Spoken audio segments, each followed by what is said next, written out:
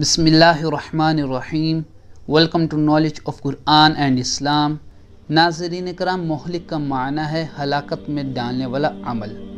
مہلکات کے بارے میں ضروری احکامات کا جاننا ہر مسلمان کے لیے فرض عین ہے، اور جو شخص نہیں جانتا وہ گناہ گار ہے، کیونکہ جو شخص انہیں نہیں سیکھے گا تو ان گناہوں سے خود کو کس طرح بچا پائے گا۔ مہلکات سے بچنے کا ایک علاج یہ بھی ہے کہ جب کسی مہلک کے درپیش ہونے کا اندیشہ ہو تو اس کے دنیاوی نقصانات اور اخروی عذابات پر خوب غور کرے، تاکہ اس کے اندر اس مہلک سے بچنے کا جذبہ پیدا ہو۔ پھر مہلکات کی دو قسمیں ہیں۔ نمبر 1، ظاہری مہلکات، یعنی وہ مہلکات جن کا تعلق اعضائے ظاہری کے ساتھ ہے، جیسے کان، ناک اور پاؤں وغیرہ، اور دوسری باطنی مہلکات ہیں، یعنی وہ مہلکات جن کا تعلق باطنی عضو یعنی دل کے ساتھ ہے۔ ناظرین کرام، ہم آپ کو اس ویڈیو میں پہلی باطنی بیماری یعنی ریاکاری کے متعلق بتائیں گے، جس کے متعلق آپ صلی اللہ تعالی علیہ وسلم نے ارشاد فرمایا کہ ریاکاری کرنا شرک اصغر ہے۔ ریا کے لغوی معنی ہے دکھاوے کے۔ علماء کرام اس کی تعریف کچھ یوں کرتے ہیں کہ اللہ تعالیٰ کی رضا کے علاوہ کسی اور ارادے سے عبادت کرنا۔ گویا عبادت سے غرض یہ ہو کہ لوگ اس کی عبادت پر آگاہ ہوں، تاکہ وہ ان لوگوں سے مال حاصل کرے، یا لوگ اس کی تعریف کریں، یا اسے نیک آدمی سمجھیں، یا لوگ اسے عزت وغیرہ دیں۔ یہ سب ریاکاری میں شامل ہے۔ اللہ تبارک و تعالی نے قرآن مجید فرقان حمید میں ریاکاری کے متعلق ارشاد فرمایا، اے ایمان والو، اپنے صدقے باطل نہ کر دو، احسان رکھ کر اور ایزا دے کر، اس کی طرح جو اپنا مال لوگوں کے دکھاوے کے لیے خرچ کرے اور اللہ اور قیامت پر ایمان نہ لائے، تو اس کی کہاوت ایسی ہے جیسے ایک چٹان کے اس پر مٹی ہے، اب اس پر زور کا پانی پڑا جس نے اسے نیرا پتھر کر چھوڑا۔ اپنی کمائی سے کسی چیز پر قابو نہ پائیں گے، اور اللہ تعالیٰ کافر کو راہ نہیں دیتا۔ صدر الفاضل حضرت علامہ مولانا سید محمد نعیم الدین مراد آبادی علیہ رحمۃ اللہ الہادی اس آیت مبارکہ کے تحت فرماتے ہیں، یعنی جس طرح منافق کو رضا الہی مقصود نہیں ہوتی، وہ اپنا مال ریاکاری کے لیے خرچ کر کے ضائع کر دیتا ہے، اس طرح تم احسان جتا کر اور عزا دے کر اپنے صدقات کا اجر ضائع نہ کرو۔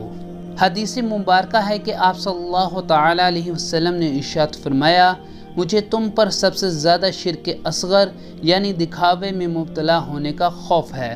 اللہ تعالیٰ قیامت کے دن کچھ لوگوں کو ان کے اعمال کی جزا دیتے وقت ارشاد فرمائے گا کہ ان لوگوں کے پاس جاؤ جن کے لیے دنیا میں تم دکھاوا کرتے تھے، اور دیکھو کہ کیا تم ان کے پاس کوئی جزا پاتے ہو۔ اور حضرت سیدنا ابو ہریرہ رضی اللہ تعالی عنہ سے روایت ہے کہ آپ صلی اللہ تعالی علیہ وسلم نے ارشاد فرمایا کہ قیامت کے دن اللہ تعالیٰ اپنے بندوں کے درمیان فیصلہ کرنے کے لیے ان پر تجلی فرمائے گا۔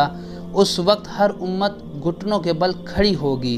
سب سے پہلے جن لوگوں کو بلایا جائے گا ان میں ایک حافظ قرآن ہوگا، اور دوسرا راہ خدا میں مارے جانے والا شہید، اور تیسرا مالدار ہوگا۔ اللہ تعالیٰ حافظ سے ارشاد فرمائے گا، کیا میں نے تجھے اپنے رسول پر اتارا ہوا کلام نہیں سکھایا تھا؟ وہ عرض کرے گا، کیوں نہیں اے رب عز و جل۔